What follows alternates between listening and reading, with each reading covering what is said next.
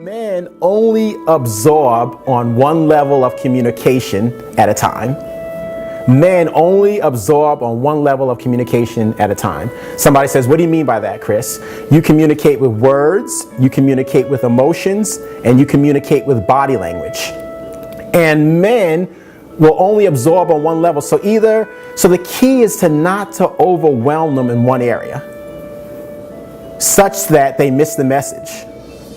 So if you can maintain your equanimity, then he'll listen to your words. If you can control your body language, then he can embrace what you're sharing. You see, you're wired differently. You're wired to integrate all three at once. So that's why when you're talking to your girlfriend, you say, Shirley, what's wrong with you? And then Shirley says, oh, nothing. She's like, oh, girl, please. I know you better than that. I know you better than that, Shirley. You may as well just tell me. So, why? Because you're integrating all of it. Whereas something will be wrong with you, and then your boyfriend or husband say something wrong, and you'll say no. You'll say, okay, keeps on moving. Why? Because he's not integrating all of them at once. So you have to stay cognizant, because if you're not careful, if your words overwhelm him, it short circuits what you're trying to convey. If your body language overwhelms him, it undermines what you're trying to convey.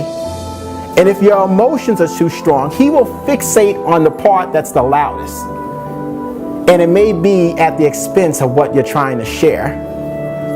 So, see, this is so critical, because in your heart, you'd say, well, I don't understand. Why can't he just absorb this like my girlfriends do?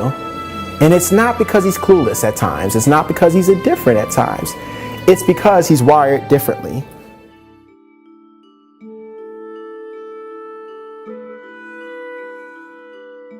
But learn how to clean the slate. What do you mean by that, Brother Chris? What would happen if in elementary school the English teacher wrote all the notes on the blackboard, and then the math teacher came in and wrote all the math notes on top of the English notes? And then the history teacher came in and wrote all the history notes on top of the math notes on top of the English notes. And then you would sit in the classroom and you would be so confused. But that's what women are tempted to do at times. Because you have so much going on, because you feel emotions so strongly, it's a great temptation to cover too many subjects at once.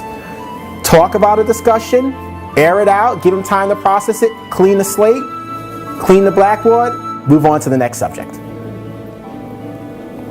I promise you it will serve you well.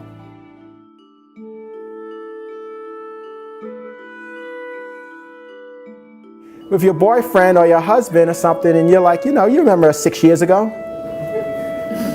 at the wedding? We were sitting next to that woman and you got her a piece of wedding cake before me. You know the woman, she had on the black sequin dress with the twisted earrings. You remember. She had red you remember her. You remember she came in a little bit late to the ceremony? And he's going, 6 years ago. Black dress. He doesn't even remember who got married.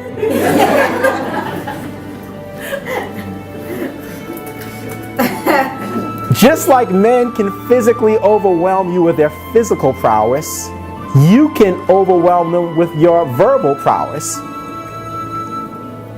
You want to be careful that you don't overwhelm him with your retention superpowers, because your point is not to recall every detail and